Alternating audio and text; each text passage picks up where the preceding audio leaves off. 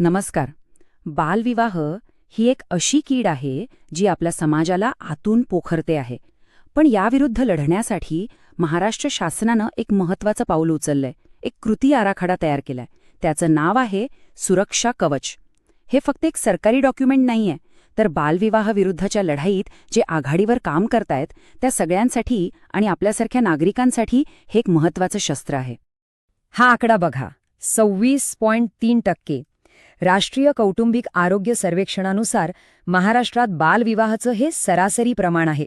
म्हणजे विचार करा, आपल्या राज्यात साधारणपणे दर 4 मुलींपैकी एका मुलीचं लग्न हे तिच्या वयाच्या 18व्या वर्षाआधीच लावून दिलं जातं.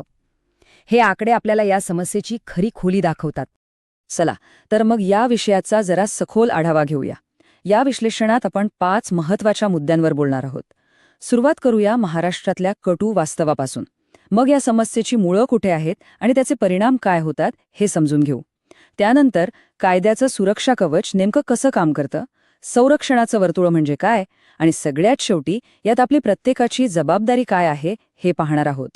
तर सुरुवात करूया आपल्या पहिल्या भागापासून, महाराष्ट्रातील कटू वास्तव. या समस्येची व्याप्ती आपल्या राज्यात नेमकी किती मोठी आहे यावर एक नजर टाकूया. आपण जो 26.3% आकडा पाहिला ना, ती तर फक्त सुरुवात आहे. खरी परिस्थिती त्याहूनही खूप जास्त गंभीर आहे. जेव्हा देशातल्या सर्वाधिक बालविवाह होणाऱ्या 70 जिल्ह्यांची यादी काढली गेली ना, तेव्हा त्यातले तब्बल 17 जिल्हे हे एकट्या महाराष्ट्रातले होते. याचा अर्थ आपलं राज्य या समस्येचं एक हॉटस्पॉट बनलं आहे. आता वळूया दुसऱ्या टप्प्याकडे, समस्येची मुळं आणि त्याचे परिणाम. मुळात हे बालविवाह होतातच का, आणि या एका गोष्टीमुळे लहान मुलींच्या आयुष्यावर किती भयंकर परिणाम होतात हे समजून घेणं खूप गरजेचं आहे. बालविवाह नावाच्या या विषारी झाडाची मुळं खूप खोलवर पसरलेली आहेत. यामागे अनेक गुंतागुंतीची कारणं आहेत. मुलीला एक आर्थिक ओझं समजण्याची मानसिकता, हुंड्याची चिंता, मुलींच्या सुरक्षेबद्दलची भीती, सामाजिक परंपरा आणि रूढींचा प्रचंड दबाव, आणि सगळ्यात महत्त्वाचं म्हणजे कायद्याची म्हणावी तशी भीतीच नसणं. ही सगळी कारणं एकत्र येतात आणि या कुप्रथेला खतपाणी घालतात. बालविवाह म्हणजे फक्त कायद्याचं उल्लंघन नाही, तर ते एका लहान मुलीच्या सगळ्या अधिकारांवर केलेला एक निर्दयी हल्ला आहे. यामुळे होतं काय? शारीरिक अपरिपक्वता येते, ज्यामुळे गर्भधारणेत आई आणि बाळ दोघांच्याही जीवाला धोका निर्माण होतो. शिक्षण अर्धवट राहतं, अज्ञान टिकून राहतं, आणि अकाली आलेल्या जबाबदाऱ्यांमुळे त्या मुलीला प्रचंड मानसिक आघात सोसावा लागतो. तिचं बालपणच आपण हिरावून घेतो. मग प्रश्न येतो की सर्वाधिक धोका कोणाला आहे? तर या धोक्याच्या रडारवर 4 प्रकारच्या मुली प्रामुख्याने येतात. ज्यांनी शाळा सोडली आहे, किंवा ज्या गरीब कुटुंबातून येतात, ज्यांच्या कुटुंबावर कर्ज आहे किंवा घरात व्यसनी सदस्य आहेत, ज्या स्थलांतरित किंवा असुरक्षित वातावरणात राहतात, आणि ज्यांच्यासोबत एखादी दुर्दैवी घटना घडलेली आहे. बरं, आतापर्यंत आपण समस्या पाहिली. आता जरा उपायांकडे वळूया. आपला तिसरा विभाग आहे कायद्याचे सुरक्षा कवच. बालविवाह रोखण्यासाठी आपल्याकडे असलेलं सगळ्यात शक्तिशाली कायदेशीर हत्यार कोणतं आहे ते आता आपण समजून घेऊया.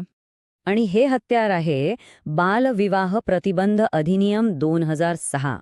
हा कायदा खास बालविवाह रोखण्यासाठी आणि पीडित मुलांना संरक्षण देण्यासाठीच बनवला गेलाय. आणि यात एक विशेष गोष्ट म्हणजे 2022 मध्ये आलेल्या महाराष्ट्र नियमांमुळे या कायद्याला आपल्या राज्यात अधिक बळकटी मिळाली आहे, त्याला अजून धार आली आहे. या कायद्याची रणनीती 3 मुख्य स्तंभांवर उभी आहे. पहिला स्तंभ प्रतिबंध, म्हणजे लग्न होण्याआधीच ते थांबवणं आणि लोकांमध्ये जागृती करणं. दुसरा स्तंभ संरक्षण, म्हणजे पीडित मुलाची किंवा मुलीची सुटका करून तिला समुपदेशन आणि कायदेशीर मदत पुरवणं. आणि तिसरा, सगळ्यात महत्त्वाचा स्तंभ कारवाई, म्हणजे गुन्हेगारांवर FIR नोंदवून त्यांना कठोर शिक्षा होईल हे पाहणं. हा गुन्हा किती गंभीर आहे हे त्याच्या शिक्षेवरूनच कळतं. बाळविवाह लावणं, त्याला प्रोत्साहन देणं किंवा त्यात सामील होणं हा एक अजामीनपात्र गुन्हा आहे.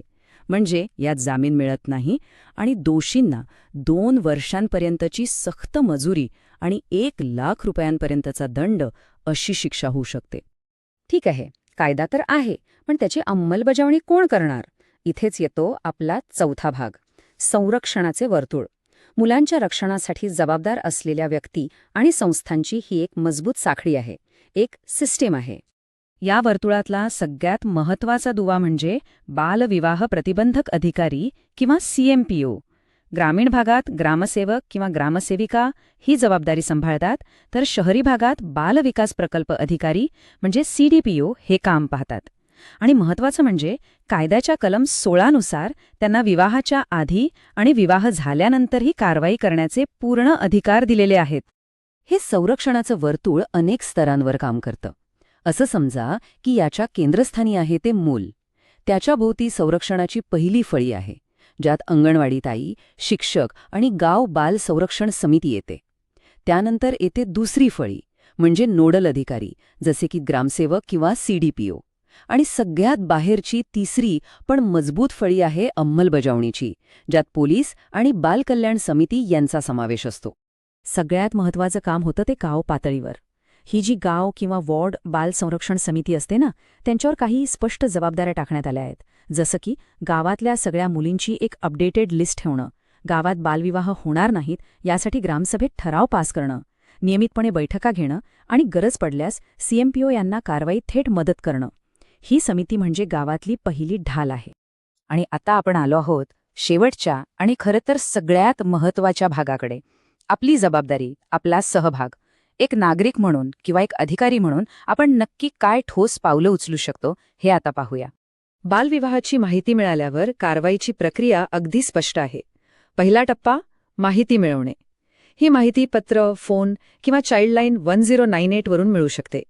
इतकंच नाही तर एखादी मुलगी शाळेत अचानक गैरहजर राहायला लागली तरी तिथूनही सुगावा लागू शकतो. दुसरा टप्पा, अधिकाऱ्याची कृती. CMPOला 48 तासांच्या आत चौकशी करणं बंधनकारक आहे. आणि तिसरा टप्पा, तातडीची कारवाई. पुरावे गोळा करून दंडाधिकाऱ्यांकडे अहवाल सादर करायचा आणि त्या विवाहावर मनाई हुकूम मिळवायचा. अनेकदा लोकांना माहिती देण्याची भीती वाटते की आपलं नाव पुढे येईल, आपल्याला त्रास होईल. पण कायद्याने याचीही काळजी घेतलीय. लक्षात ठेवण्यासारखी गोष्ट म्हणजे कलम 19 नुसार बालविवाहाबद्दल माहिती देणाऱ्या कोणत्याही व्यक्तीची किंवा संस्थेची ओळख पूर्णपणे गुप्त ठेवली जाते.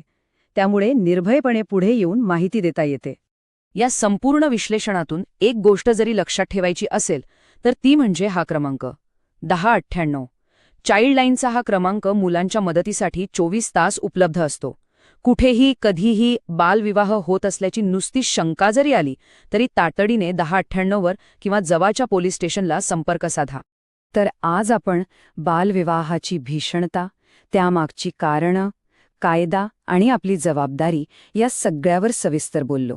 आता शेवटचा प्रश्न प्रत्येकाने स्वतःलाच विचारायचा आहे. एका मुलीचं कोमेजून जाणारं बालपण वाचवण्यासाठी आपण सगळे मिळून खरंच तयार आहोत का?